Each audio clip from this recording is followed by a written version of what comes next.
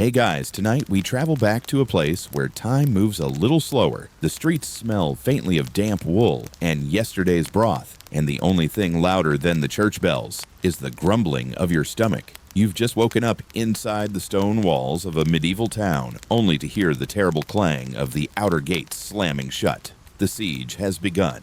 There's no dramatic music, no army charging through the field in slow motion. Just a chilling stillness, broken by a horn's low moan and the whispered rumor that the enemy has arrived. You stretch your limbs under a scratchy blanket of woven flax and sit up in your little corner of a cold wooden loft. The neighbors below are already whispering about how long the stores might last. You glance at the cupboard, 3 onions, half a wheel of hard cheese, and a tiny bag of barley. You're not quite panicking, but let's just say your breakfast plans have gotten noticeably less ambitious. So before you get comfortable, take a moment to like the video and subscribe, but only if you genuinely enjoy what I do here. And if you're listening from a cozy bed in Warsaw or waiting out a thunderstorm in Jakarta, drop a comment and let me know your local time. I love seeing where you all tune in from. Now let's open that wooden shutter, shall we? Outside the town square is filling with murmurs. Men in patched gambesons are climbing the stairs of the guard tower, squinting into the haze beyond the walls. You follow the crowd to the northern gatehouse, where smoke is already curling above the trees. Soldiers begin cranking the drawbridge up, and with a thunk that echoes deep into your chest, the portcullis comes down. You're officially cut off from the outside world. And just like that, your life becomes very small. You are a body within stone walls hemmed in by circumstances and reinforced timber. The city is a basket now tightly woven with no way out, and everything you need to survive must already be in it. Every loaf, every root vegetable, every salted fish. The air smells like damp limestone pig dung and fear. A town scribe is reading a proclamation at the steps of the chapel, something about rationing supplies and keeping peace. You hear the word bean repeated a little too often, followed by half ration and essential trades. You're not sure what qualifies as essential, but you silently hope that professional chicken keeper somehow makes the cut. At this early stage of the siege, things are surprisingly civil. Bakers still bake. Alewives still pour their cloudy brew into wooden cups. The cloth merchant still complains about taxes, but there's tension in the air, like the moment before a thunderstorm when every hair on your arm stands upright. You sense it in the way people guard their baskets, in the way even the stray dogs watch the gates. The town you live in might be in France or Bohemia, or a border city in the Holy Roman Empire. Historians are still arguing over whether this composite town most resembles real-life Carcassonne, or perhaps the siege records from Chester. The point is, it's very old, very drafty, and it wasn't designed for long-term lockdown. A fun fact, most medieval towns had no real plan for prolonged sieges. The idea was to hold out just long enough for relief armies to arrive, or for the attackers to get bored sick or distracted. Siege logistics were, let's just say, more faith-based than science-based. Still, you're not completely doomed. Your town has some advantages. There's a well in the center square that hasn't dried up yet. A few warehouses are stocked with dried beans, rye grain, smoked eel, and for some reason, an impressive collection of beeswax candles. And someone claims to have a cow. No one has seen the cow, but she's spoken of in reverent tones. Her name is Matilda. She's become both a dairy source and a local myth. You return home as the sky darkens and the bells ring tierce. Your stomach is already whining like an untrained lute. You manage to toast a slice of rye over a fire fueled by what you strongly suspect is chair leg. It tastes mostly like smoke and resentment. But it's food, and it's yours, and that's already something worth savoring. That night, lying under your woven blanket, you stare at the wooden beams above. You're trying not to count your remaining meals like prisoners count days, but your brain does it anyway. Maybe 2 weeks if you're careful, less if your neighbor borrows another one of your turnips. And just before you fall asleep, you wonder how bad could things get. Spoiler alert, pretty bad. Morning breaks with the sound of boots on cobblestones and a rooster who clearly hasn't been told he's on half rations. You open your eyes to a shaft of pale light cutting through a crack in the shutter. The air smells slightly of burnt oats, damp wool, and a faint note of desperation. You pull on your tunic, which is starting to smell like every meal you've cooked in it, and head down to the square. There's already a line. Not for bread. That dream has sailed. No, this is the ration queue run by the town steward and 3 anxious-looking scribes with ink-stained hands and bad attitudes. Today's offering, a wooden bowl of cracked barley, mixed with, you hope, mostly edible things. You peer inside. It's beige, lumpy, warmish. You tell yourself that if you close your eyes and use your imagination, it might taste like roasted chestnut porridge. It doesn't. Still, you're lucky. You got yours early. By the time the bell at the Abbey rings, terse people further down the line are getting thin broth and broken promises. The rules have been posted ration sizes based on status, occupation, and number of dependents. If you're a smith or a soldier, you get a bit more. If you're a musician, well, maybe stop singing and start digging the latrines. Children under 7 receive small loaves. Elderly folks get whatever's left after everyone else eats. It's a brutal little hierarchy that reveals itself in loaves and scoops and awkward glances.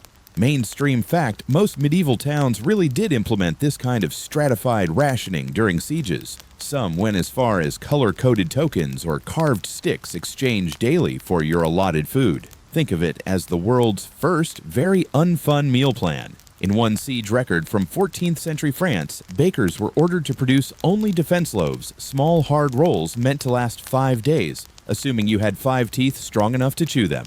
But here's the fringe tidbit: in more than one city under siege, townsfolk used clay-bread coins, literally molded discs of dough, marked with symbols and baked until rock hard not to eat. But as proof, they'd already received their ration. If you tried to eat it, you were left with a broken molar and no dinner tomorrow. As you eat in the shadow of a crumbling statue, you overhear a debate brewing beside the well. 2 older men, both convinced they remembered the last siege better than the other, are arguing about the timing of the first major food riot. One claims it happened during week 3, sparked by a bad eel. The other swears it began when someone's dog disappeared suspiciously right after stew was served. Historians still argue whether widespread rationing during sieges was managed strictly by town officials or informally by local guilds. In practice, both systems likely coexisted, with guilds stepping in to help their members while the town tried not to descend into full chaos. But even the best planned systems relied heavily on the cooperation of humans under stress,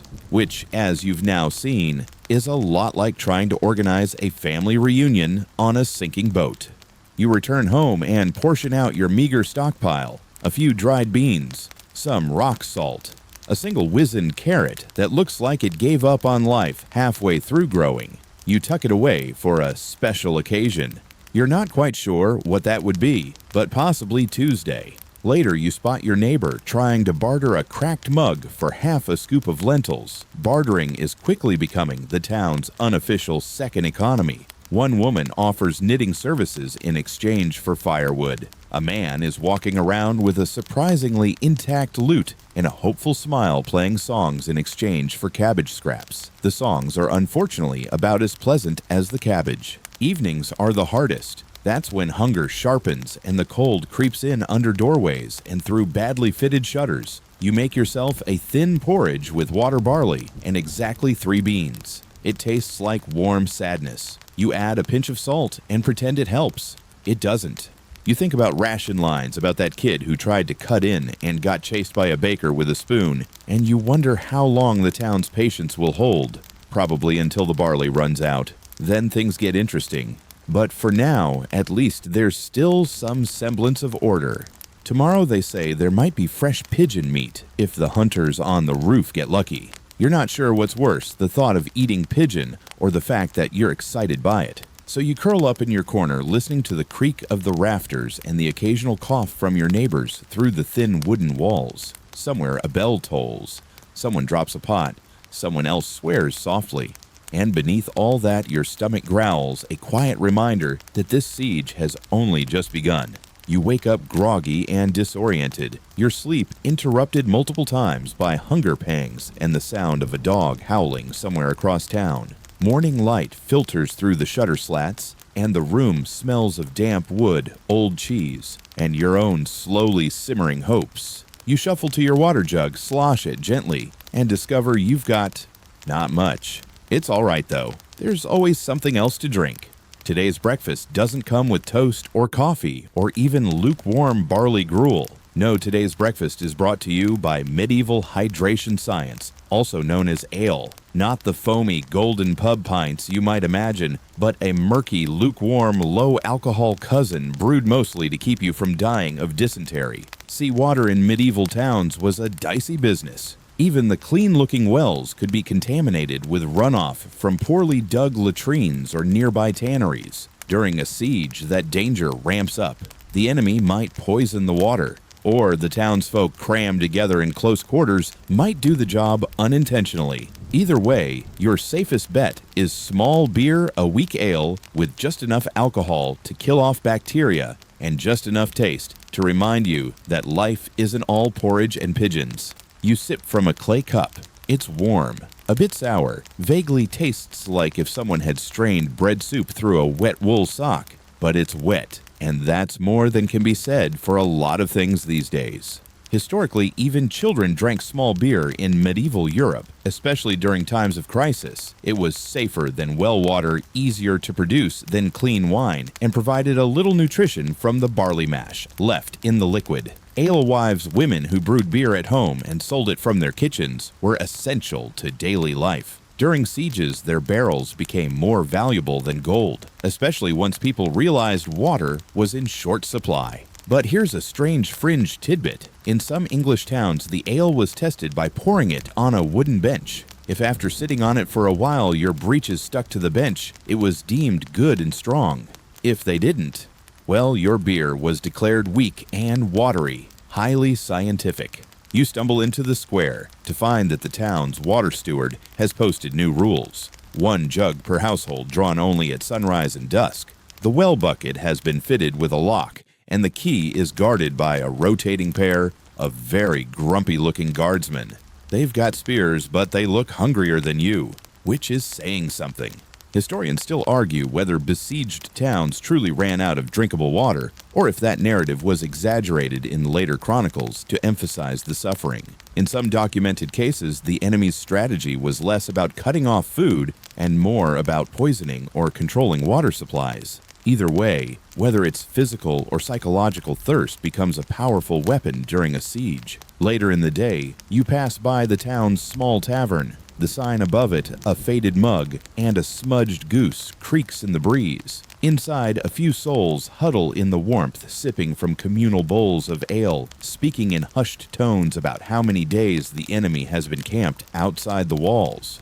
7:12. No one's sure anymore. Someone mentions a rumor that the Duke's army is marching to relieve you. Another person scoffs and mutters about last time and how they waited 6 weeks, only to be told the Duke had gotten distracted by a tournament. As you sit on a worn bench nursing your drink, you start to notice how everything in siege life is slowly becoming about liquids. Water, ale, broth, even tallow, anything that pours or melts or can be sipped becomes precious. A few people are talking about ways to distill cleaner water. One man claims he can boil it in a pot lined with pine resin. Another says the smell alone would kill you first. You quietly wonder what it would take to ferment something else beats turnips, old apple cores. Then you remember you don't have any of those things. But the guy 3 doors down keeps bragging about his turnip wine. You're not sure if he's lying deluded or a secret genius. That night, as you try to drift off with the lingering tang of ale on your tongue, you imagine what it would be like to bathe in clean water again. Not that fancy stuff nobles use, just water that smells like nothing. A bucket full of neutrality. You dream of rivers and rainfall and cups with no sediment at the bottom. And then you wake up an hour later to pee, which feels both like a luxury and a tragedy. By the 4th day of the siege, your standards have taken a polite bow and exited stage left. You once a person who wrinkled your nose at undercooked beans or oversalted stew are now genuinely thrilled to spot a fluttering bird overhead. Not just any bird, a pigeon. Plumpish, gray, blissfully unaware that it's about to become lunch. You join a small crowd gathered on the rooftop of a merchant's house. Someone has rigged a net between chimney stacks, while another resident is quietly loading a crossbow with the solemn intensity of a man preparing for culinary greatness. The crossbow creaks, the string snaps forward, and the pigeon, bless its unlucky little heart, drops like a stone. There is scattered applause, some of it polite, some of it hungry. Welcome to Pigeon Pie Night. Except, let's be honest, it's pigeon minus the pie. The crust, the spices, the butter, the savory gravy, all theoretical. You get a roasted bird spitted over a fire, possibly seasoned with some of the moss growing on the north-facing wall. It smells heavenly compared to the usual fare. The meat tough, a little stringy, vaguely tastes like charcoal-dipped leather, but it's protein, and your body rejoices like it just attended a royal banquet. Historically, pigeon and other small birds were a mainstay of medieval urban diets, especially during sieges. Wealthier homes often maintained dovecotes' tall towers where pigeons roosted. During famines and blockades, these became strategic assets like having a mini meat vault that flies. In Paris, during the siege of 1590, records show even sparrows and songbirds were plucked, cooked, and shared, often ceremoniously, to keep spirits up. Here's a fringe tidbit for your midnight trivia bank. Some towns bred pigeons not just for food, but for their droppings. Pigeon guano rich in nitrogen was used in medieval tanning and even black powder production. There were even laws protecting the birds' roosts, not because they were cute, but because their poop was lucrative. You bring your bird back home, wrap it in a cloth, and prepare it with reverence. You pluck what few feathers remain, singe it gently over your brazier, maybe add a pinch of dried herbs thyme or whatever that shriveled green stuff is in your pouch. When it's done, you eat slowly, carefully, like someone trying to convince their stomach that luxury still exists. A child down the hall peeks in. You break off the tiniest leg and offer it without speaking. Their eyes light up like stained glass catching sun.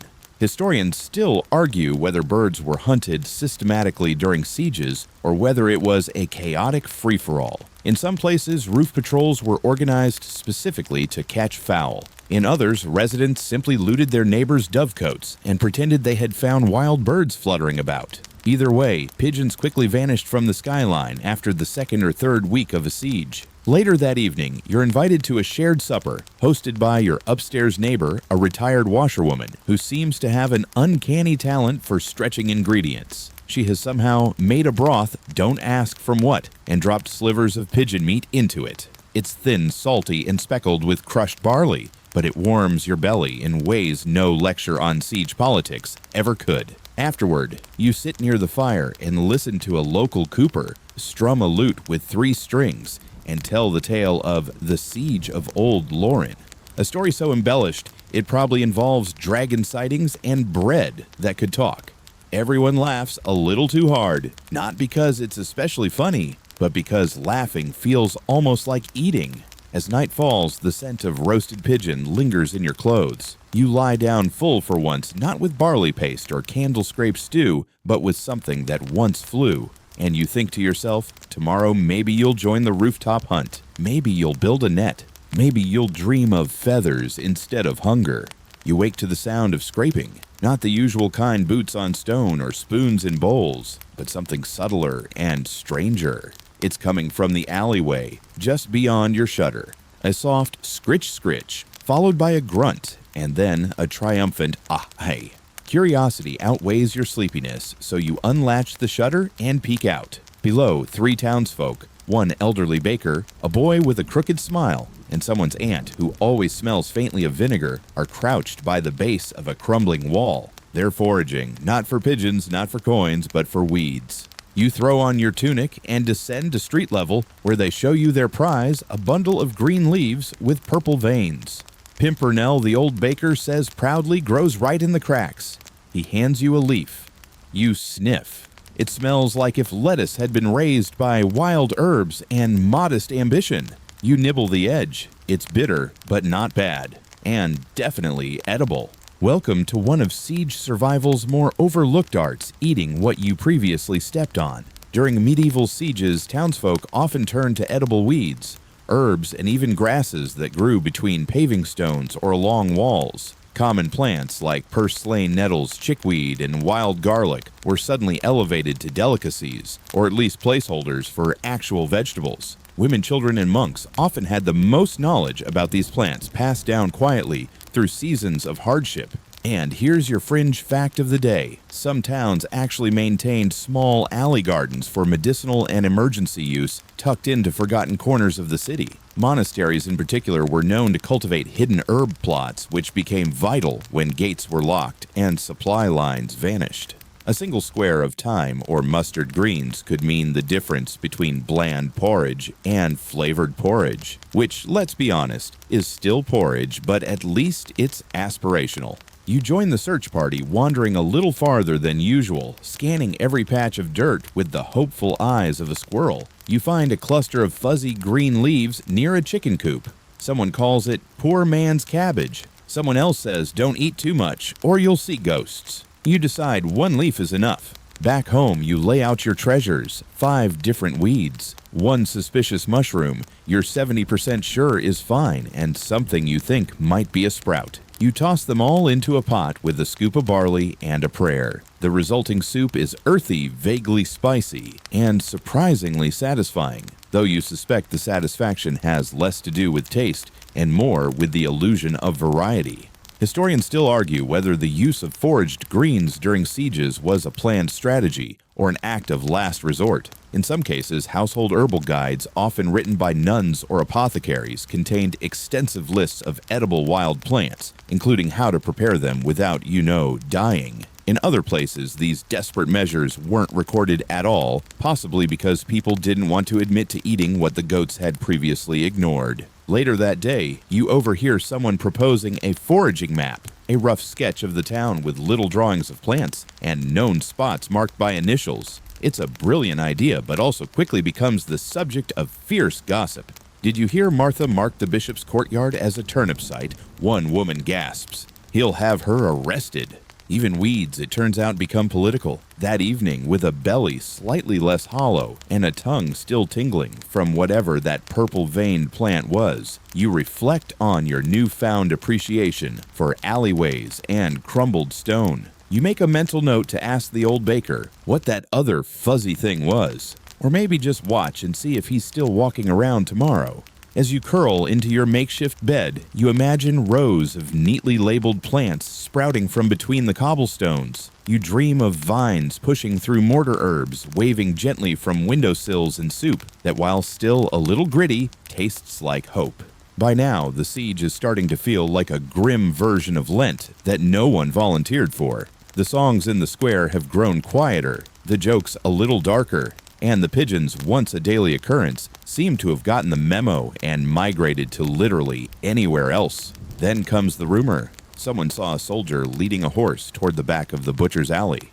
That's right, the horse. A big bay gelding that once pulled the town's flower cart, affectionately nicknamed Buttercup by the children. Buttercup was well-fed noble and until recently off-limits. But now desperate times have sharpened both knives and morals. By the time you get there, the deed is done. A crowd has gathered not out of horror, but out of very intense interest. A makeshift butchering table has been set up under an awning, and the butcher's sleeves, rolled and face grim, is dividing cuts with surgical precision. Flank, shoulder, tongue. Even the hooves are being saved. Someone swears they make decent jelly if boiled for long enough. No one wants to test that theory, but no one's discarding them either. You're handed a small strip of meat wrapped in parchment. It's warm from the sun thin and smells oddly sweet. You nod your thanks and walk away slowly, resisting the urge to glance back at what's left of Buttercup.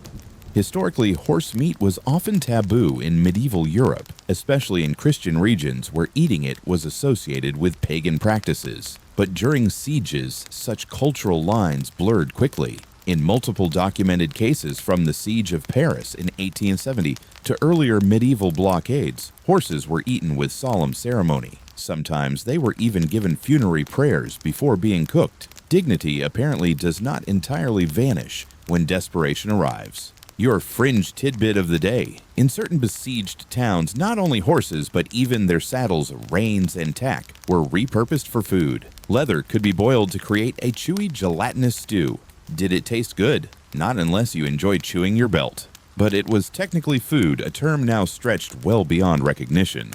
You prepare your portion as best you can. A quick sear over your tiny brazier, a pinch of salt if you're lucky, and perhaps a few wild herbs from yesterday's foraging adventure. The meat is tough, but edible.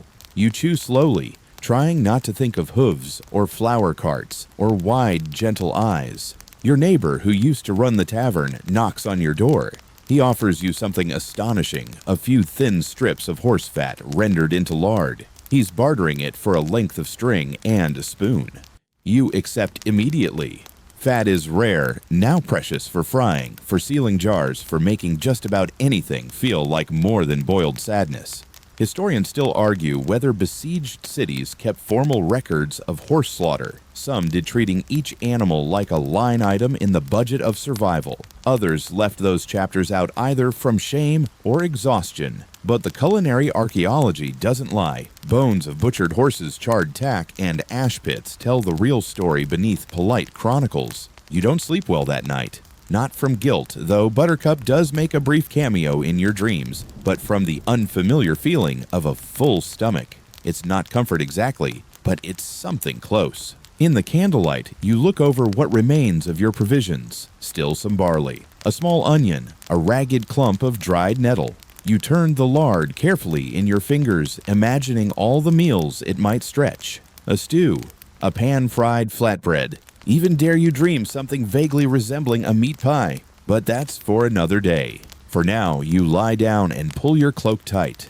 Outside, the night watch whistles low and slow. Somewhere nearby, someone is quietly weeping. Someone else is snoring. And in the stillness, you swear you hear a child say, "Good night, Buttercup."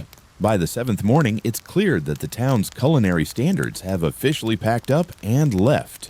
You're halfway through your morning meal, a single slice of toasted barley cake that mostly tastes like soot and disappointment, when you notice your neighbor scraping something off a roof tile with surprising delicacy. You wander over. "Lickin'," she says with a proud smile, holding up a dusty clump of greenish gray.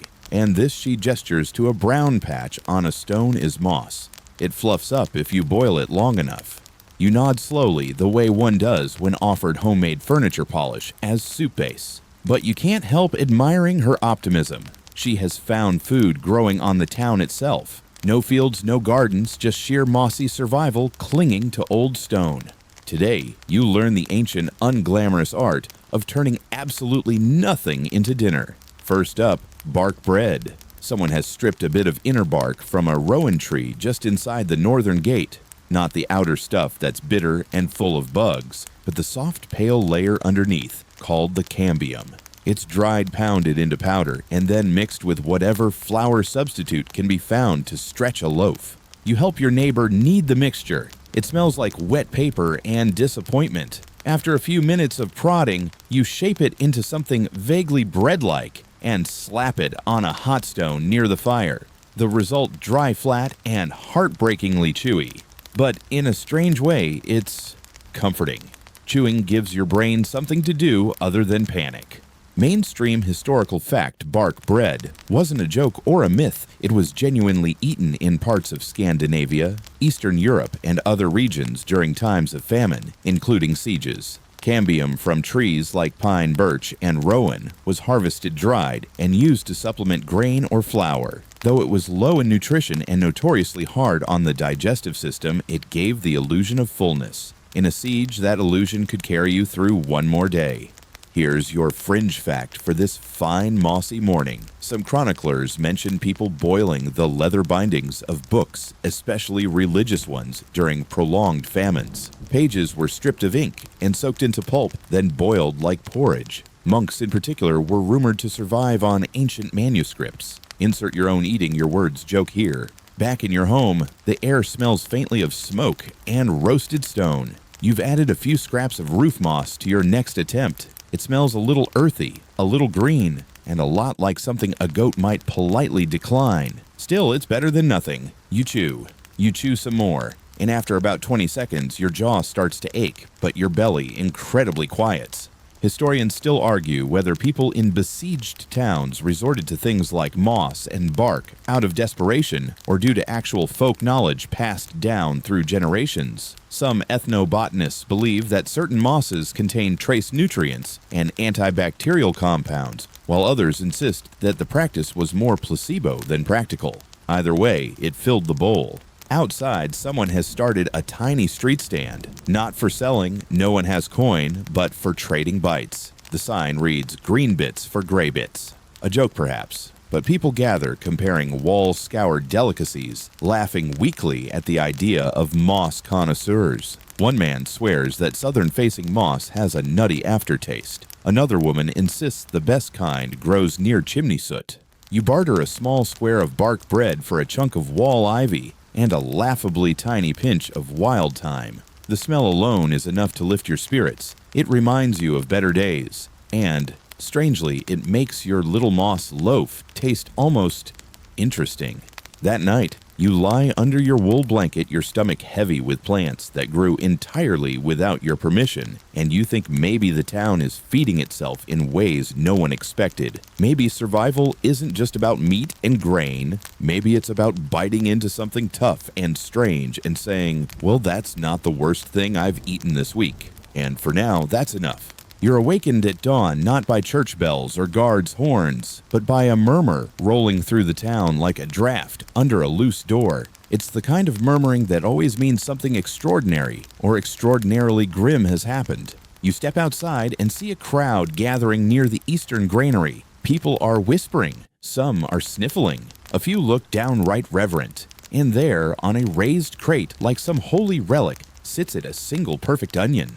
Not dried, not half-rotted, not pre-sliced and stuffed in someone's boot for safekeeping. A whole golden, glistening onion, firm and round like a sun-made edible. You feel tears prick your eyes, and not just from the sulfuric bite you imagine it still holds. Apparently the onion was discovered hidden behind a loose stone in the cellar of a merchant's home. He'd squirreled it away in the early days of the siege, intending to trade it only when things got truly dire, which, judging by the state of the soup, lately means about yesterday. Now, of course, the discovery is a town-wide event. Some people think it should be eaten ceremonially. Others believe it should be bartered for grain. One woman suggests slicing it and letting everyone sniff it for morale. A child asks, with terrifying logic, why don't we plant it? Historically rare food items like onions, garlic, or preserved citrus were not only valued for flavor, but were believed to possess medicinal properties. Onions in particular were seen as warming, cleansing, and restorative. During sieges, their appearance could cause a stir, not just nutritionally, but emotionally. Food that smelled like life, like the outside world, like spring. And here's your quirky tidbit. In 16th century Florence, onions were so prized that they were used to pay rent. In a famous case, a tenant offered a landlord 6 heads of garlic and 1 perfect onion in lieu of coin, and the offer was accepted on the condition the onion was fresh and not bruised. A legal record was even notarized. Back in the square, a vote is hastily arranged. After some bickering, a decision is reached. The onion will be sliced and stirred into a communal stew. Not enough to flavor the pot, really, but enough for a symbolic taste in each bowl. People are already queuing with cups and carved spoons, clinging to the idea that just touching the onion with their food might restore something more than just taste. You join the line and wait bowl in hand. The smell drifts across the square, slowly tantalizing like a perfume from a world before the siege. When your turn comes, you're handed a shallow scoop of broth, mostly water and barley, as always, but with one translucent strand of onion floating like a ribbon. You close your eyes and take a sip, and for a second your whole mouth lights up. Sweet, sharp, earthy. Not enough to satisfy, but enough to remember what real food once felt like. Historians still argue whether such communal gestures were common or exaggerated in later retellings. Some claim towns would never have shared such a treasure. Others believe it was precisely in times of starvation that generosity, carefully measured, of course, shone brightest. There are records of monasteries giving out their last stores of spice and fruit on saints' days, not for sustenance, but for soulfulness. As you walk home, people are smiling. It's faint and weirdly tentative, like the first stretch after a long illness. But it's real, all from one vegetable. Later, a bard scribbles a song about it. The blessed bulb, he calls it. It's terrible. Rhymes onion with companion. But people laugh, and someone suggests painting it on a shield once the siege is over. The onion standard, marching into battle with tears of pride. That night, you tuck yourself in with a belly that's only marginally fuller, but a heart that's oddly buoyant. You dream of fields of wind brushing over dirt, of long green stalks pushing up through the soil. You dream of harvesting an entire basket of onions, And for the first time in a long while, you wake smiling. By now, food has become a form of storytelling. Every meal comes with a tale: where you found it, how you cooked it, what it reminded you of. Even the simplest things like the ash-smeared crusts passed off as bread are narrated like epic ballads. You no longer ask, "What are we eating?" You ask, "What's the story today?" And today's story is boots. You're in the southern quarter when you hear about it. A group of tailors boiling leather scraps behind the old dye house. Not scraps from belts or bags. No, this is footwear. Soles, laces, tongues, all tossed into a bubbling cauldron with water salt and what looks suspiciously like nettle. One man stirs the pot with the same seriousness you've seen monks use for ink. You get a ladle full. It's thick, gelatinous, smells faintly of firewood and old socks. You chew once, then twice, then give up and just try to swallow. It's like eating a wet bookmark, but you nod appreciatively because everyone else is. And besides, it's warm. And you need that now. Historically, this isn't apocryphal. Multiple siege accounts from Jerusalem to Leningrad describe desperate residents boiling leather to extract whatever meager calories and collagen it held. In medieval Europe, tanning leather often involved treating hides with lye oak bark and even urine, which is to say not exactly organic. But if you soaked and boiled it long enough, sometimes several days, it became a wobbly sort of broth. Nutritionally poor, emotionally complex. Fringe fact for you: in some records, the glue made from boiled hoof and hide, technically not edible, was nevertheless consumed during sieges when no alternatives remained. It was known to cause dizziness, nausea, and spectacular flatulence. But it also made people feel like they were eating something hearty, and in times like these, delusion is half the meal. Back home, you survey your possessions. You have one pair of boots worn but intact. You stare at them for a long time. They're not fancy, but they've gotten you through mud, snow, and the entire spring festival of St. Mortimer. Still, if push comes to shove, you shake your head. Not yet. That night, a carpenter offers to trade a cup of boot broth for a small piece of linen. You decline, not because you don't want the broth, but because you need that linen to wrap your sore feet. The irony is not lost on you. Historians still argue whether the practice of eating leather was widespread or limited to isolated incidents. Some believe it was symbolic, an act of desperation meant to send a message to authorities or enemies. Others think it was simply pragmatic: if it doesn't move, and it's made from animal, boil it. Later, at a gathering near the chapel, an elderly man stands up and delivers what might be the first truly great siege joke. "I asked for duck confit. They gave me shoe sole stew. At least it quacked when I walked home." The crowd howls. For a few moments, laughter pushes hunger aside. As you head to bed, the taste of gluey broth still lingering on your tongue, you wonder, what else will we turn into? Food door handles rope the town's last bar of soap. Probably not. But then again, you once swore you'd never eat moss, or bark, or soup made from your neighbor's sandal. You pull the blanket over your head, curl your toes, and whisper a silent thanks to your boots. Still on your feet, still intact. For now. The mornings are colder now, though no one quite knows whether it's the season changing or just hunger tricking your blood into sluggishness. You sit hunched beside your brazier, staring into its tiny, stingy flame, trying to remember what warmth used to feel like from the inside out. Then someone knocks softly at your door and whispers a phrase you never thought would make your mouth water. "Siege butter." You blink. "What?" They repeat it with a little grin. "Siege butter. It's sort of a spread." You're skeptical. You've seen siege stew and siege bread, and once tragically siege pudding, which turned out to be mashed acorns and grated chalk. But curiosity is stronger than pride, so you follow them into the alley behind the cooper's workshop. There, huddled around a warm pot, 3 women are melting down tallow candles and stirring in a few shreds of dried thyme. One of them is carefully dipping a crust of bark bread into the mixture and handing it to another with all the ceremony of a priest offering communion. You take a piece, you sniff, you bite. It's waxy, greasy.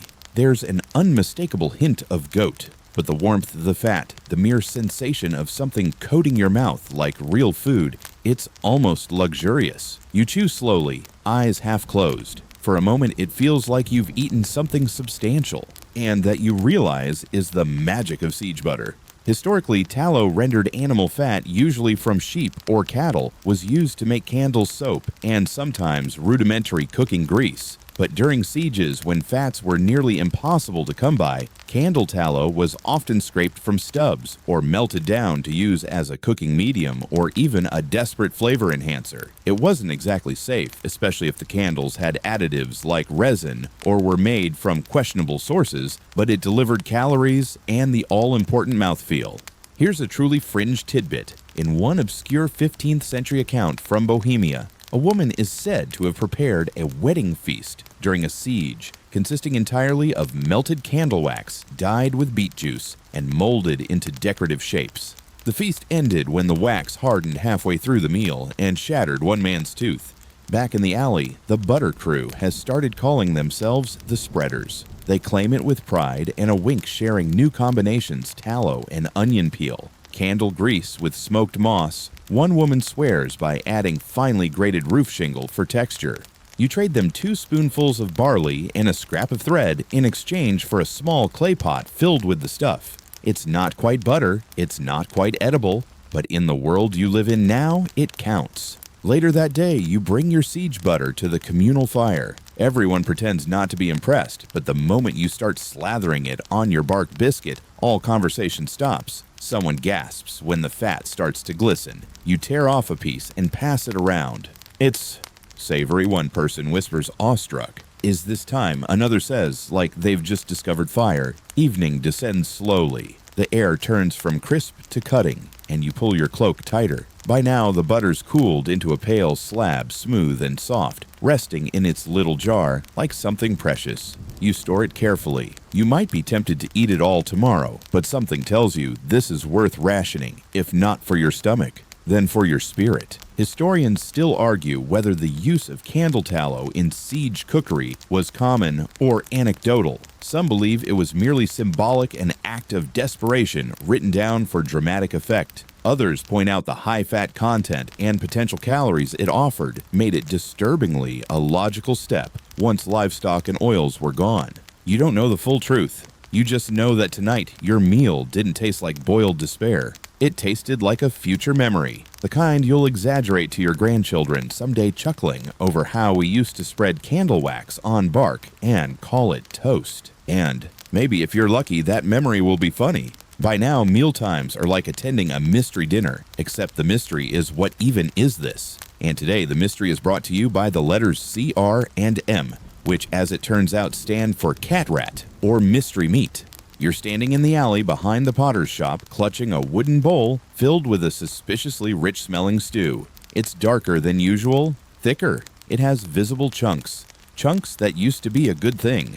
Someone leans over and whispers, "Pretty sure it's rat. Big one, from the granary." Someone else pipes up, "Nope, that's old Mrs. Hervey's cat. Vanished last night. Too much meat on this to be rat." You choose to pretend it's mystery meat. It's easier that way. The truth is, when protein becomes precious, definitions start to blur. You stare at your bowl. It smells edible. There's a faint tang of something gamey, maybe peppery. Maybe that's your imagination. Maybe it's just the old pottery glaze leaching into the broth. Either way, you take a bite. It's stringy, a little chewy, a little nutty, and undeniably meaty. You don't stop eating. Historically, the consumption of vermin during sieges was common, though almost never proudly recorded. Rats, mice, cats, and small dogs were all considered last resort foods, and the further the siege dragged on, the shorter the line to that option got. In the Siege of Paris in 1870, rat was sold in butcher shops with price tags and preparation tips. In medieval times, it was more hush-hush, unofficial, a don't ask, don't sniff situation. Here's your fringe fact. In some besieged towns, wealthier citizens trained their cats to hunt vermin during the early siege weeks. But by week 6 or 7, when food had dwindled to pebbles and promises, those cats went from employee to entree. One chronicle even describes a cat pie being auctioned off in 1476 for the equivalent of a week's wages served cold. Back in the alley, you hear a soft mewling from the rooftop. You look up. A lone, scruffy feline balances on the chimney stack, staring down with the suspicion of one who knows its days are numbered. You make a mental note not to tell your neighbor, the one who's been eyeing animals with increasing culinary curiosity. That night, Someone starts a rumor the mayor's dinner smelled like roasted lamb, but there hasn't been a lamb in town for months. Accusations fly. A young apprentice claims he saw something hanging in the smokehouse. Someone else says it's just barley and wishful seasoning. Still, tensions rise. You wonder if your stew was even meat at all. Could have been roots, or dog, or something in between. The worst part, you kind of liked it. Historians still argue whether towns under siege maintained dietary taboos out of moral principle or simply until desperation overruled them. Some suggest communities secretly sanctioned these meals while maintaining a public face of respectable rations. Others point to fragments of laws quietly ignored, banning the consumption of household animals during times of hardship. You lay down that night's stomach fuller than usual, but your mind tangled in curiosity and mild guilt. You think about the stew, about the cat on the chimney, about Mrs. Hervé, who's been awfully quiet since yesterday. Your dreams are strange. You're at a feast. Golden platters, roasted meats, but everyone has a tale, including you. You wake up suddenly whispering, "mystery meat." Then you laugh. Then you cry. Then you fall back asleep. You wake to a crunching sound underfoot. Not rats, not boots. Something even more unsettling, powdered mortar and bone dust. You look down at your floorboards, now dotted with fine white grains like a bakery's afterthought. But there's no bread here. What you're seeing is flour, or what people are calling flour. Out in the town square, a baker's apprentice is hammering chunks of old mortar with a stone pestle. His tunic is dusty, his hands ghost white, and his eyes have the resigned look of someone who once kneaded dough and now kneads powdered brick. Beside him, a sack labeled bone meal. Decorative use only has been slashed open and is being spooned carefully into a mixing bowl. And just like that, the siege has entered a new culinary chapter, grinding the bones. The bread that emerges from this mixture is less loaf, more limestone biscuit. It's dense, dry, and gritty, like chewing on the concept of hope. You take a bite, and your teeth immediately regret it. But somehow, it fills your mouth. It slows your thoughts. It gives you something to do besides panic. Historically, the use of bone meal and ground stone in famine bread is well documented. In 17th century Sweden, people baked bark and bone bread during years of crop failure. Bone meal ground from animal remains was added not just to stretch supplies, but to provide calcium and a vague sense of substance. The mortar, often made from lime and sand, wasn't exactly recommended, but once the wheat ran out, anything white and powdery became suspect. Here's your fringe tidbit. One siege account from Eastern Europe tells of bread mixed with ground antlers from a taxidermy display. The loaf was reportedly crunchy and regrettable, but consumed with great ceremony by the town council, who insisted it symbolized resilience. Translation: we're eating deer heads now. Please clap.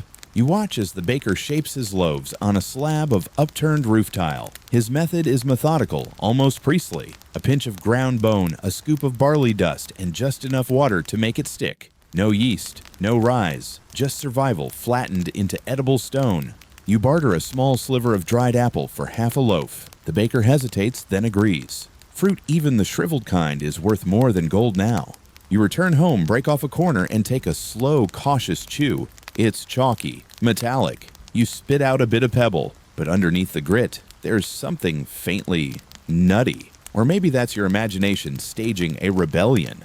Later in the day, you visit the chapel. The monks have been grinding old bones from the reliquary once used in sacred rituals, now repurposed for flour. It's controversial. A few residents mutter about blasphemy. Others shrug. St. Vitus won't mind, says one elderly woman. He always wanted to help the poor. Historians still argue whether such measures, grinding bones from burial sites or crypts, actually occurred or were urban legends. Some chronicles mention mass grave recycling during extreme famines, while others suggest these stories were invented afterward to dramatize suffering.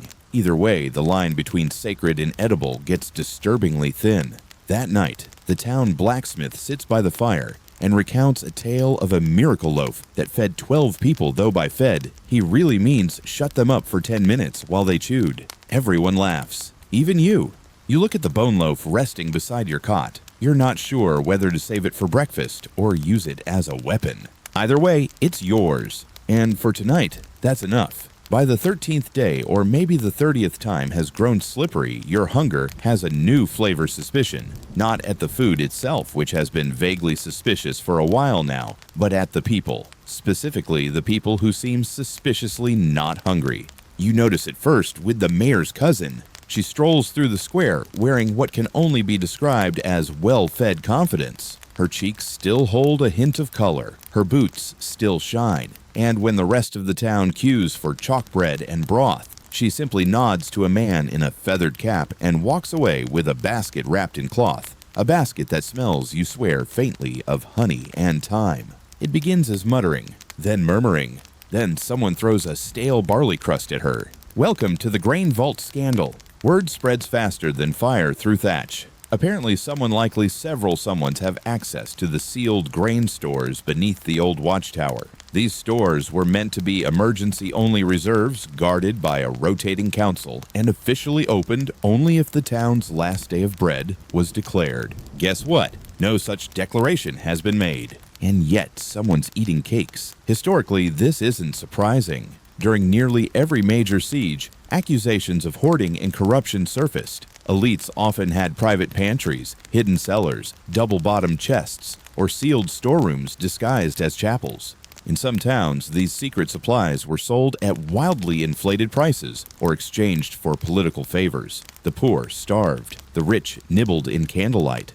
Your fringe tidbit. During the 15th century siege of Neuss, several councilmen were caught organizing midnight feasts using confiscated wine and preserves. When confronted, they claimed the meals were morale exercises. They were sentenced to public fasting, watched by the entire town to make sure they complied. One allegedly tried to eat his hat. Back in your own town, the gossip boils over. A group of townsfolk confronts the steward's assistant, demanding access to the grain vault. He insists it's locked, that no one has the key, that the mayor himself swallowed it for safekeeping. Someone laughs. Someone else throws another crust. That night, under cover of darkness, you find yourself near the old watchtower. You're not alone.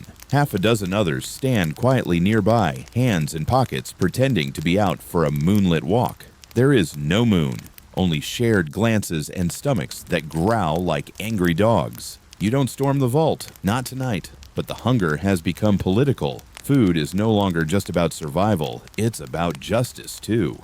Historians still argue whether grain vaults were effective or symbolic. Some believe they were mostly empty by the time a siege began, raided by officials who claimed they needed sampling. Others insist they were essential stockpiles opened only in final desperation, often guarded with such zeal that fights broke out between townsfolk and their own defenders. You return home more tired than ever, but your exhaustion isn't just physical. It's the weight of knowing that somewhere nearby a room full of flour exists and you can't reach it. You try to sleep. You wrap yourself tighter in your cloak, but the scent of roasted something distant faint floats through your window, and your dreams are bitter that night. In them, you break into the vault and find it empty. Just rows of polished spoons, and laughter echoing from the walls. By the time the grain scandal fizzles into finger-pointing and feverish rumors, your relationship with food has become deeply philosophical. You no longer think in meals or hunger, but in possibilities. Could this be edible? Could that be useful? Could I theoretically survive on the decorative wreath above my neighbor's door? Which brings you to today's culinary breakthrough, foraging inside the walls.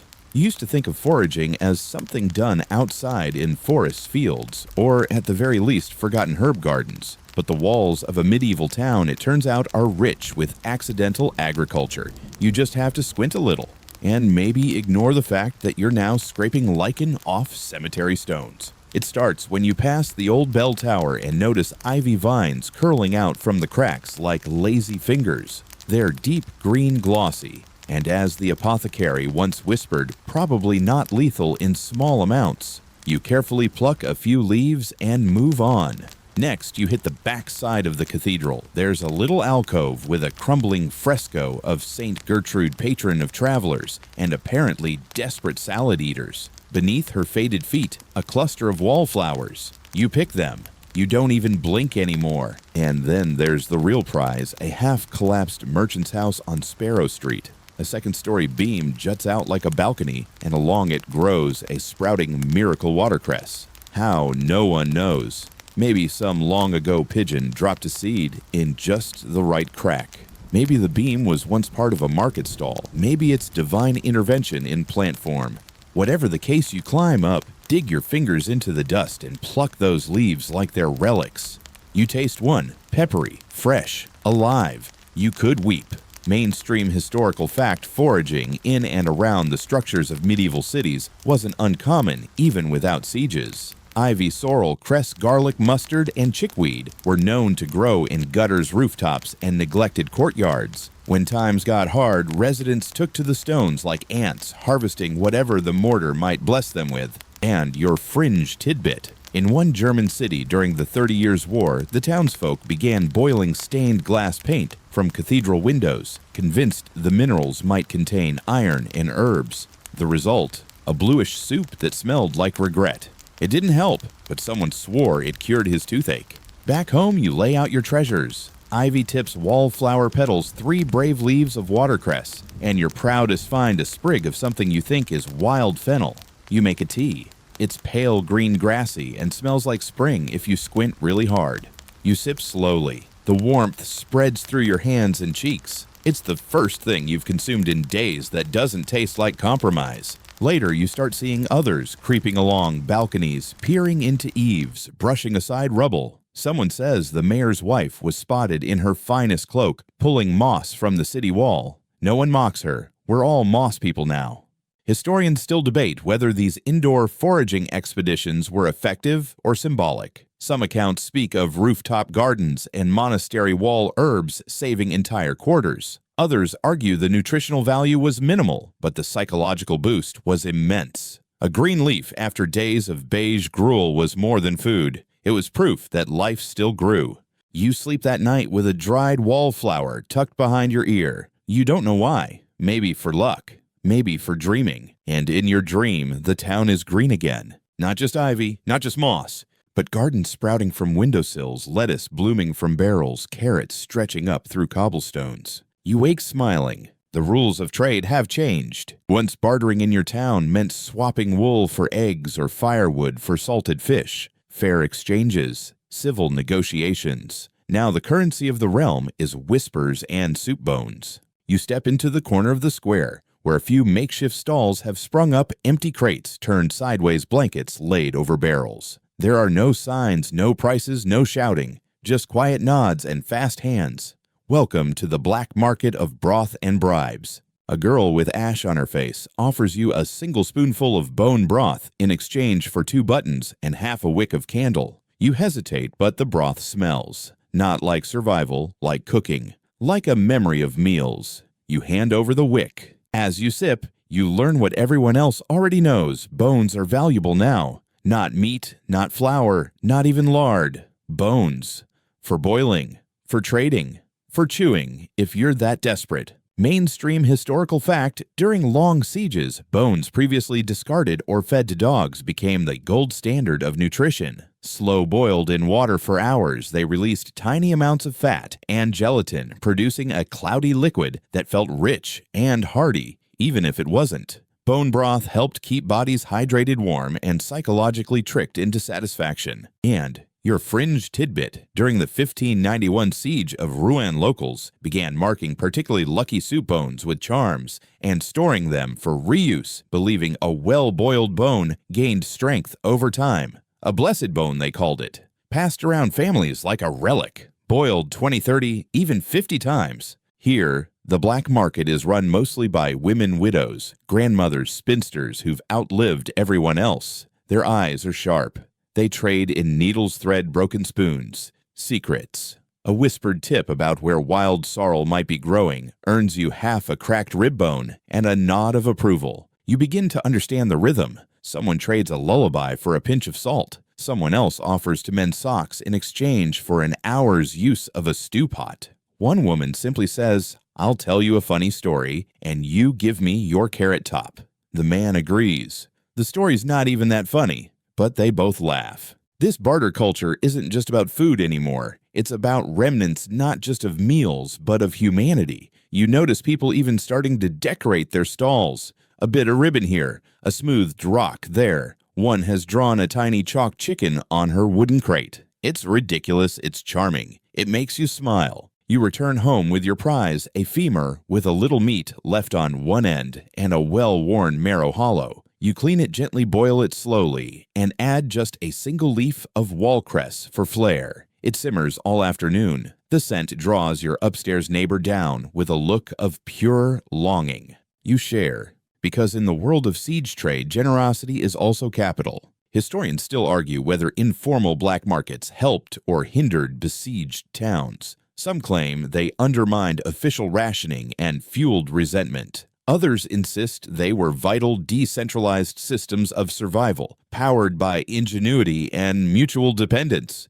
If the town survives, it won't be because of the council. It'll be because someone traded her hair comb for a spoonful of marrow, and someone else thought that was fair. That night, you drift to sleep on a stomach warmed by broth and a heart strangely light. In your dream, you sit at a market stall of your own. You're trading smiles for spoons, poems for peppercorns. Someone offers you a button and a secret. You say yes. By now, every door you pass smells faintly of smoke, desperation, or both. People no longer knock, they shuffle, they murmur, they barter through cracks in the shutters. And then one day, just when your soul is beginning to feel as dried out as your last bit of bark bread, you hear something you haven't heard in days, a hymn, faint but steady, rising from the old monastery near the western gate. You follow the sound weaving through quiet streets until you arrive at the door. It's open slightly, and inside there's warmth, not just the kind that comes from heat, but from purpose.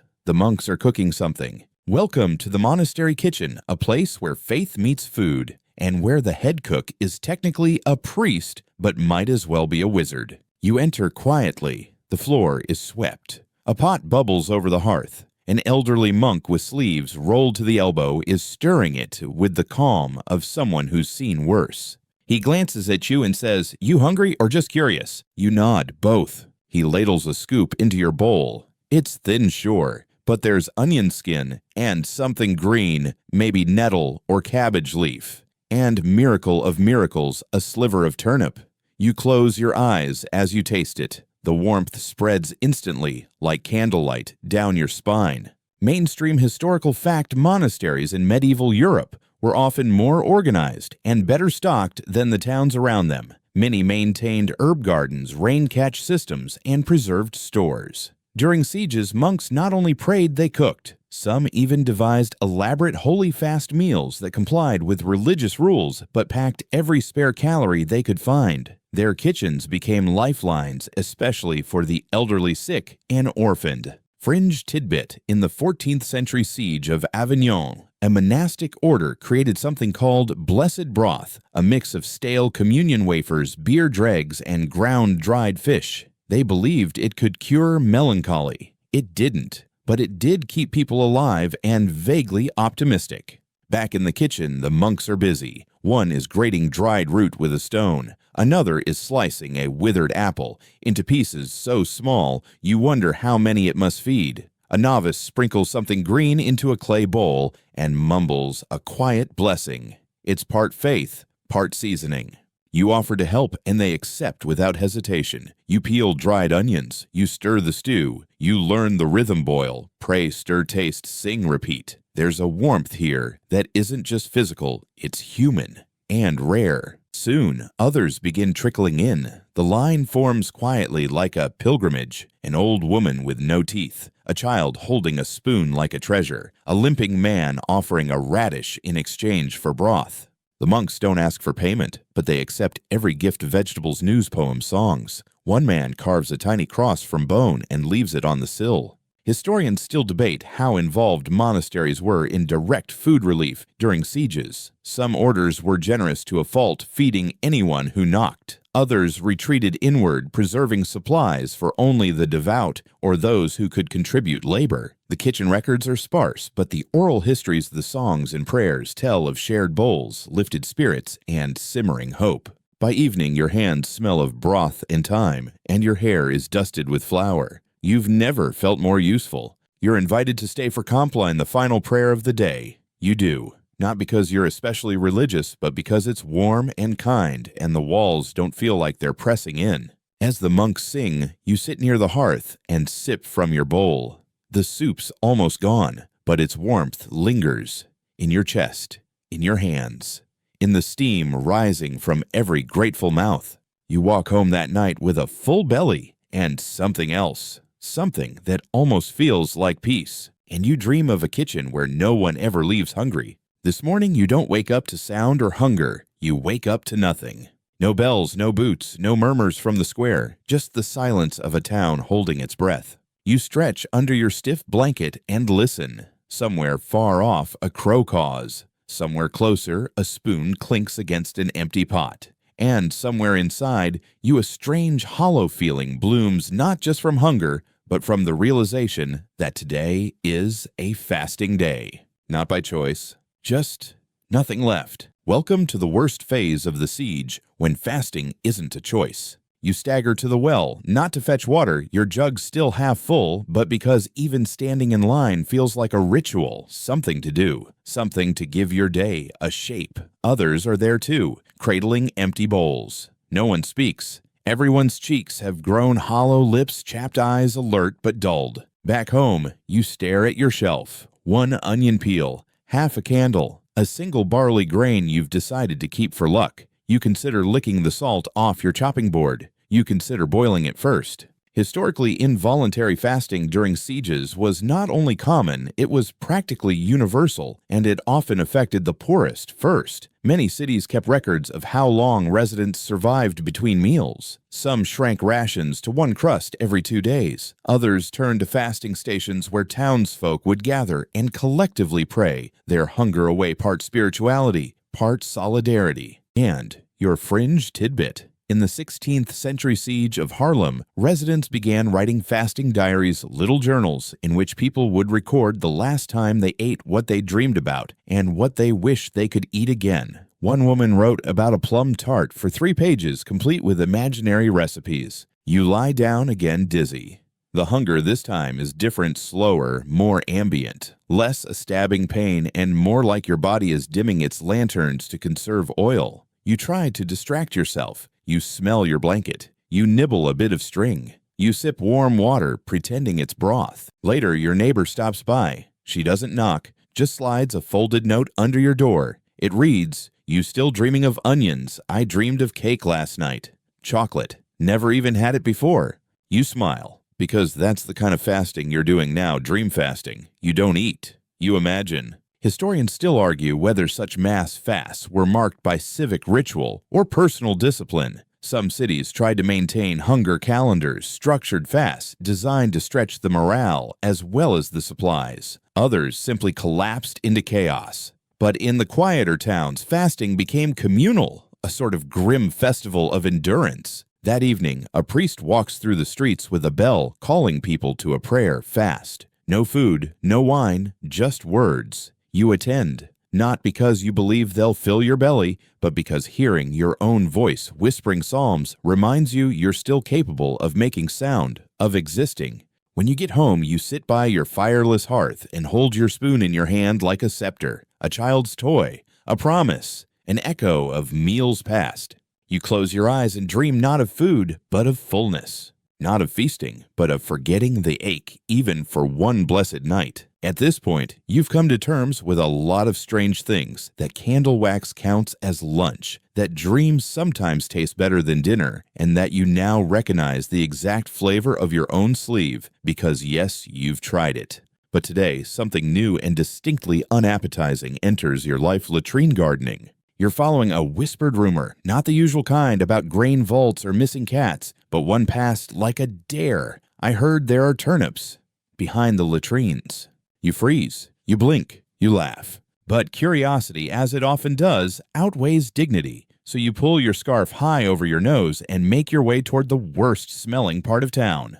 It's as bad as you feared. The trench latrines are dug just beyond the old smithy behind a crumbling stone wall. Flies hum in lazy spirals. The air is heavy sour and insultingly warm. But sure enough, someone has stuck a stick into the muck and tied a red ribbon to it, a marker. You approach, gag once, and kneel, and there it is, green, pale, a clump of fragile leaves pushing through the sludge-crusted soil. A turnip top, scraggly but alive. You dig carefully using your spoon like a trowel. The earth is soft, too soft, but your fingers find the bulb, a stunted, shriveled thing the size of a plum.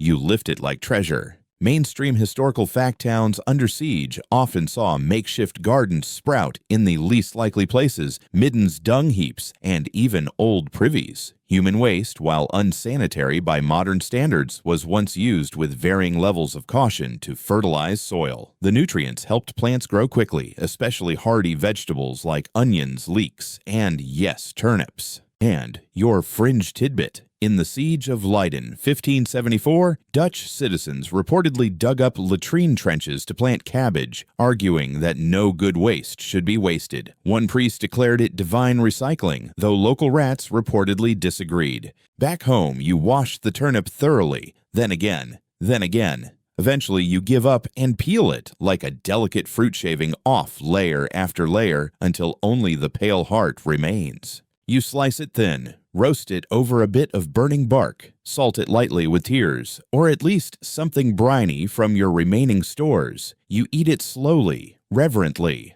and it's not terrible. You share the tale with your neighbor that evening. She laughs until she coughs, then mutters turnip farming in a latrine trench. That's a new low, or maybe a new high. I'm not sure anymore.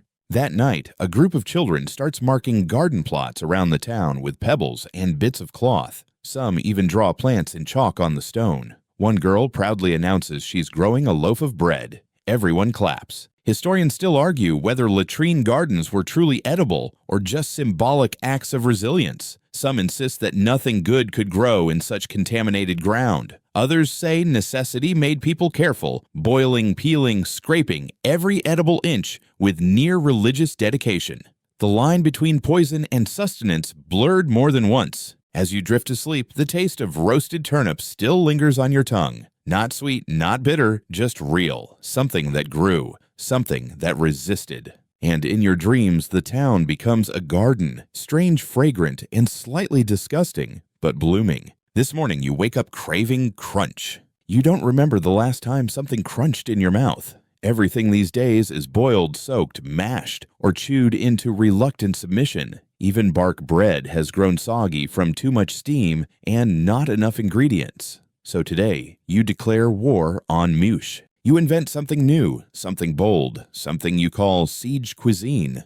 You start with 2 spoonfuls of barley mush left over from yesterday. You spread it thinly on a tile from the fireplace, press it flat, and let it sit near the coals until it begins to harden. You sprinkle it with a single dried rosemary leaf you've been hoarding like a miser. Then you wait. And when it's ready, brown at the edges, rigid as a roof shingle, you snap off a corner. Crunch. It's not much, but it's everything. Welcome to the new trend sweeping the starving parts of town, stone-aged veganism. That's what your neighbor calls it, tongue firmly in cheek. No meat, no dairy, no grain you didn't steal from a bird feeder. Just roots, weeds, and invented optimism served with a garnish of irony. Historically, people in besieged cities often began inventing cuisines, making art out of austerity. Thin porridges were rebranded as fasting gruels. Stone soup was literally a thing: drop a clean rock into boiling water and convince yourself it has minerals. And fire-baked mash became the bread substitute of the righteous. People named their dishes for humor's sake: wind pie, crumb tart, chew stew. Fringe tidbit. During the siege of Breda, 1624, a woman reportedly served air cakes balls of mashed turnip, rolled in ash, and left to harden in the breeze. Guests chewed them proudly and declared they were an acquired taste. No one asked what they were acquiring. Back in your part of town, this new trend is catching on. Someone makes siege tapas, small samples of everything in their pantry, artfully arranged on a shingle. Someone else roasts pebbles and claims the crunch satisfies a craving the soul didn't know it had. One man eats a boiled page from a recipe book and declares it meta. You join in with gusto. You try moss crisps, beetroot air-dried over embers, and crushed nettle flakes pressed into a wafer. Most of it is awful. Some of it is just weird. But a few things like roasted chickweed, seasoned with candle soot, aren't half bad. Historians still debate whether these siege-era culinary experiments were born of necessity or madness. Likely both. Some even argue that modern foraged cuisine owes its roots to these ancient acts of desperation turned creativity. The line between survival and art can be thin and edible. That evening, you host your own feast. 3 guests, 1 tile, 6 samples of whatever you could scrape roast or mash. You light a stub of candle. Someone sings a song about invisible cheese. Everyone laughs. And for the first time in weeks, you forget to be hungry. You sleep that night, full not from food, but from something better shared invention. You dream of opening a tavern. You call it the Cracked Pot. The house special ash-roasted bark crisps with ivy salsa and a drizzle of melted candle. Michelin might not approve, but the town will. By now, you've grown wary of anyone who knocks on your door with too much energy. No one has energy. No one should have energy. So when you hear a cheerful voice call out, "Good news tonic for trade," you don't open the door right away. You just raise an eyebrow and groan quietly. But the voice persists, and curiosity as always wins. You crack the door. A man stands there, smiling far too brightly for someone whose belt is on its last notch. He's wearing a cloak stitched with dried herb bundles and carrying 2 glass bottles full of murky golden liquid. Medicinal mead, he says with a wink, cures fatigue, cramps, despair, boredom, and possibly invisibility. You don't laugh, but your stomach makes a hopeful little chirp. He holds up the bottle. Made it myself. Turnip peel honey scrapings, dried apple core dash of rainwater, and a long spiritual conversation with a monk. You sniff it. Smells faintly like wet hay and someone's bad idea, but you're intrigued. Welcome to the era of siege snake oil, where hope comes in flasks, bottles, and whatever someone can convince you will replenish your humors. Mainstream historical fact during times of famine and siege, so-called miracle cures often flourished. Tonics, tinctures, and healing broths made from dubious ingredients were sold or bartered with enthusiastic claims. In some cases, they were simply flavored water with herbs. In others, they were dangerously fermented mixtures that offered a short burst of energy followed by confusion, and sometimes unconsciousness. Your fringe tidbit: in the Siege of Munster, 1534, a local apothecary became famous for his fortitude elixir, which was later revealed to be a combination of mashed peas, boot polish, and fermented leek juice. It caused temporary euphoria and permanent distrust. Back at the door, the tonic seller lowers his price. 1 spoon, 1 sip. You agree. You offer him a dried beet slice and a smile that says, "If this kills me, I'll haunt you only slightly." The mead is strange, slightly sweet, slightly acidic. It fizzes on the tongue in a way that feels alarming, then oddly comforting. You swallow. Wait, nothing explodes. You feel awake, not fed, not healed, but a little less gray. The man grins. Told you. My next batch will have actual mint. He wanders off shouting slogans like "mead for the mind" and "tomorrow's headaches today." You carry your little bottle like a relic. Not because of its nutritional value, it has almost none, but because of what it represents: possibility. That even in a walled-in town with barely enough moss to fry, someone still dares to bottle optimism. Later, you sip it again by the fire and imagine flavors. Honey thick and golden, berries fresh from the forest, wine so rich it smells like history. You let your tongue dream. Historians still argue whether these siege-era concoctions were scams or genuine attempts at nourishment. Some were brewed with care and passed down as folk remedies. Others were desperate guesses mixed in chamber pots. Regardless, they gave people a sense of agency, a sip of control when everything else was chaos. That night, as your neighbors whisper about stew made from boiled gloves, you cradle your odd little bottle like it's precious. Not because it fills you, because it reminds you that not everything in this siege is rot and repetition. Some of it miraculously still sparkles. And in your dreams, you open a tavern next to the Cracked Pot. You call it the Elixir and Whim. You serve drinks that fizz food that doesn't fight back, and laughter that comes free with every cup. Something feels off today. You can't quite explain it. Maybe it's the silence. Maybe it's the nervous glances people keep giving one another. Or maybe it's the strange way the town square seems just a bit too, empty. The kind of empty that feels like a held breath. Then someone leans in and whispers, "Have you seen Martin?" You blink. Martin, your neighbor, the quiet one, always clutching his spoon like a weapon, always first in line at the barley pot, always whispering about recipes as if saying them aloud could summon ingredients. You haven't seen him in days. And just like that, your brain arrives uninvited at the rumor that's been circling like a vulture above a drying rack, the cannibal rumors. You don't want to believe it, no one does, but hunger does strange things to people. You sit by your window and think back. That stew you had 2 nights ago, richer than usual, meaty. You assumed it was horse or mystery meat, or maybe even cat. But now, you shake the thought away, hard. Historically, accusations of cannibalism during sieges were both common and difficult to verify. Chronicles from the siege of Ma'arat al-Numan in the First Crusade, the siege of Leningrad, and even earlier accounts from famine-struck Europe all include horrifying reports of the ultimate desperation. Sometimes they were propaganda designed to demonize the enemy or shame the starving. Other times, well, people simply stopped asking too many questions. Fringe tidbit. In the 1521 siege of Tournai, there's a record of a man being arrested for excessively flavored stew. When questioned, he claimed it was squirrel. When pressed, he said a large squirrel. When searched, they found a ring in the broth. No one asked again.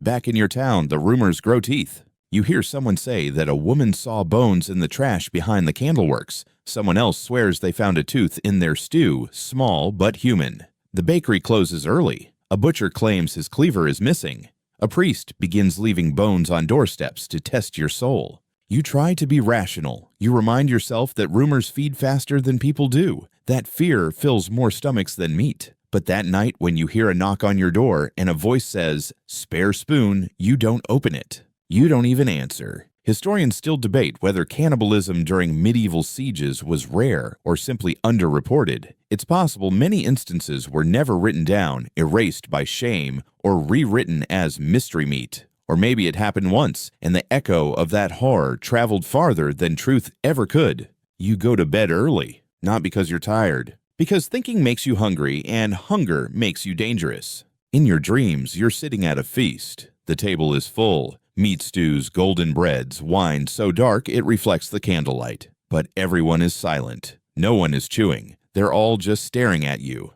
You wake up in a cold sweat, clutching your spoon like a sword. And you wonder not for the first time how much longer any of this can last. Morning sunlight creeps through the cracks in your shutter, but the warmth it brings feels unearned. The town is quieter than usual, though not from fear this time, from fatigue. From people stretching out their days like thin soup, careful not to burn through what little energy they still have. You head to the chapel square where someone's hung a pot over a shared fire. The usual clinking of spoons is absent. Folks just sit, watching the steam, pretending it's thicker than it is.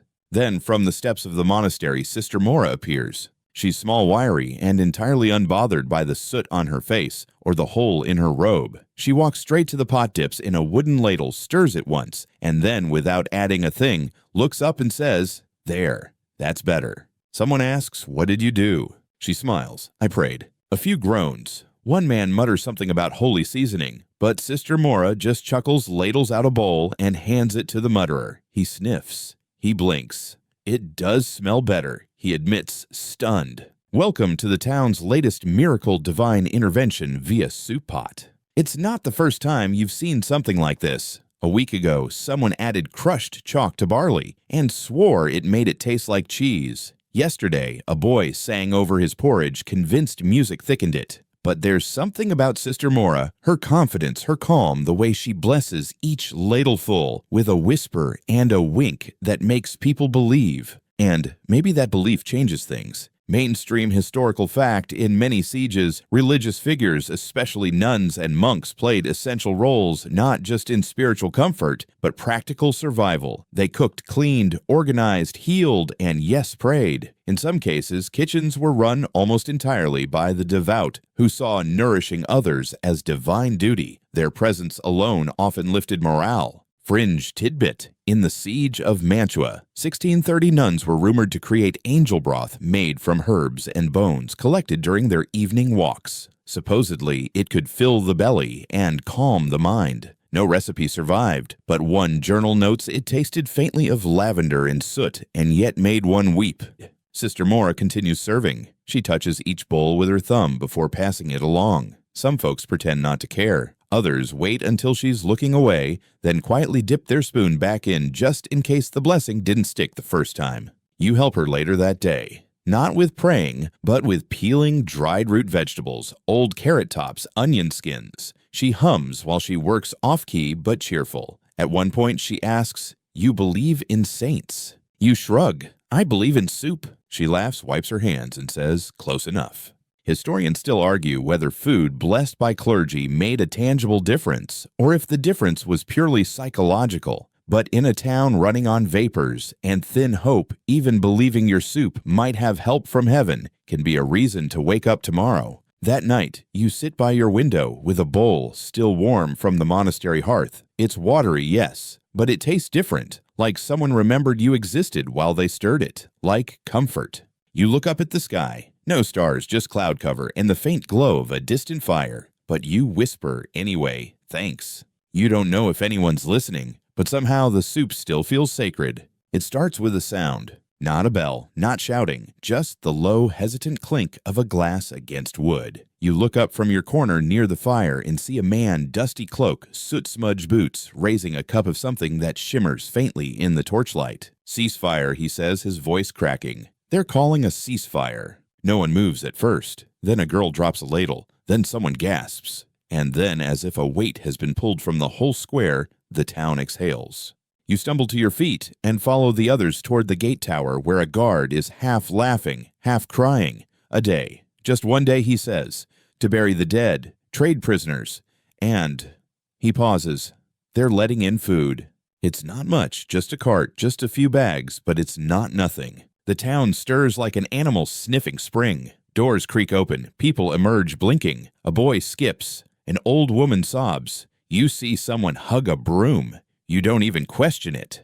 This afternoon, for the first time in what feels like a century, you taste something that has crunch.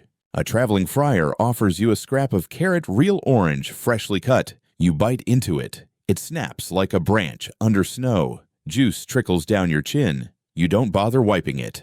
The ceasefire feast has begun. Mainstream historical fact, ceasefires during sieges were rare, but they did happen usually for religious reasons to bury the dead or to negotiate terms. These brief pauses were sometimes exploited to smuggle in supplies, allow civilians to rest, or to conduct small-scale relief distributions. They were also fragile and could be broken with the slightest provocation. Fringe tidbit. During the 1643 siege of Freiburg, a temporary truce allowed a single cart of food into the city, escorted by nuns singing hymns. The arrival sparked an impromptu feast, and someone reportedly wept over a leak. Just one leak.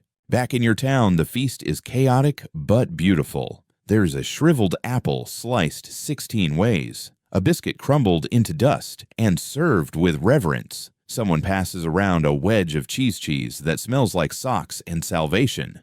You get a heel of bread. It's stale but dense and heavy in the hand. You hold it up to the light like it's a holy relic. Then you dip it into a shared pot of soup thickened with turnip and what might be beans. The flavors are overwhelming. You chew slowly. The whole square is filled with chewing. Historians still debate the long-term impact of such ceasefires. Some towns use them to rally rest or even sneak messages out to allies. Others squandered them in arguments over who got the biggest beat. But every recorded truce carried something vital with it, a taste of not war. As the sun sets, someone lights a candle in the middle of the square. Just one. Then another appears. And another. Soon the plaza glows with dozens of tiny flames flickering like the breath of hope.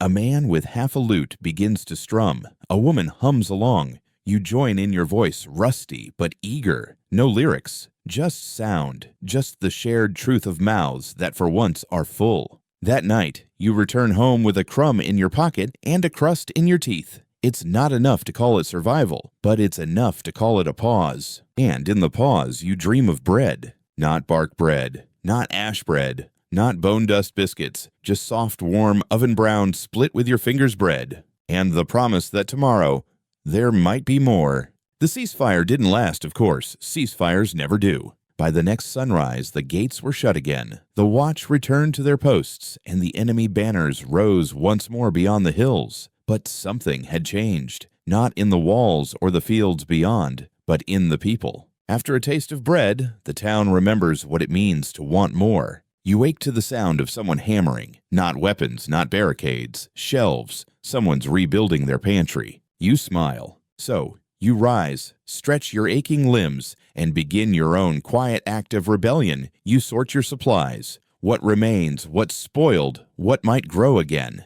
It's not much, just a few sprouted lentils, a bit of dried turnip rind, and the heel of yesterday's bread. But you place them carefully on a clean cloth, as if arranging an offering. Welcome to the final phase of siege survival, rebuilding the pantry. Mainstream historical fact, when sieges ended or even paused, townspeople often began immediate small-scale stockpiling. Not grand stores or feasts, but acts of cautious preparation, drying herbs, replanting sprouted vegetables, mending jars and baskets. The first seeds of recovery were laid not with celebration, but with quiet, careful intent. Fringe tidbit. In one 14th century siege chronicle, a woman named Adela recorded every scrap of food she received after the gates reopened, then buried her diary in a clay pot beneath her cottage. It was discovered centuries later with a final entry: "I have one onion. I will not eat it. Not yet. It is my vault." Back in town, you see signs of this instinct blooming. A child collects snail shells to use as seed cups. A man sorts pebbles from lentils. An elderly woman with a shaking hand writes a list titled "Things I Miss About Soup."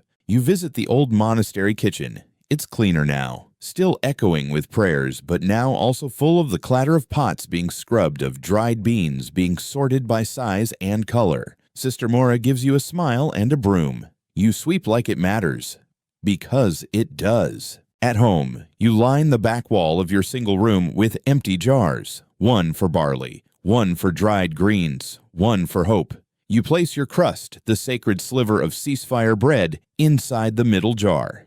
It's hard as stone, but it stays. Someone knocks. You open the door and find your neighbor holding something strange, a folded scrap of parchment sealed with wax. "It's a food ledger," she says. "The monks are asking everyone to contribute recipes." You blink. Recipes. For later, she says softly. For after. You sit at your table, the stub of a pencil in hand, and write your first entry. Stone-crisp barley cakes with nettle flake topping. Best served when silence is too loud. It's ridiculous. It's charming. It makes you feel ready. Historians still argue whether these small acts of preparation truly made a difference, but most agree the psychological weight of rebuilding one loaf, one list, one sprouting lentil at a time, helped towns survive the aftermath more than any battle strategy ever could.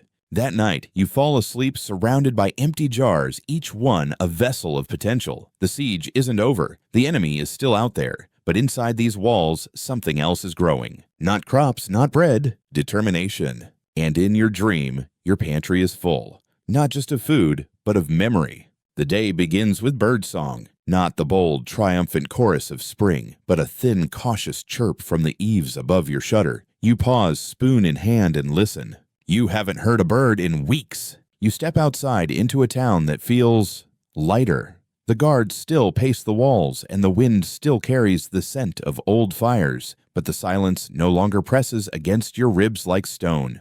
It simply exists, waiting to be filled. And then the bells ring. Not the shrill clang of alarm, but the steady, rounded peal of return. A signal passed down the walls, across the rooftops, to every empty cupboard and broken hearth. It's over. The siege has lifted. You barely remember walking. One moment you're standing on the steps of your building. The next you're in the town square surrounded by faces that look both older and younger than they did yesterday. Hollow cheeks stretch into tired smiles. Hands find each other. And somewhere, someone drops a whole wheel of cheese and shouts, "Real cheese, it's back." Traders arrive first, cautiously. One cart, then three. Then a line stretching over the horizon laden with sacks of grain, crates of onions, bundles of greens. Chickens cluck indignantly in wooden cages, unaware they've become symbols of rebirth. And you, trembling, reach out to touch it bread. A real loaf.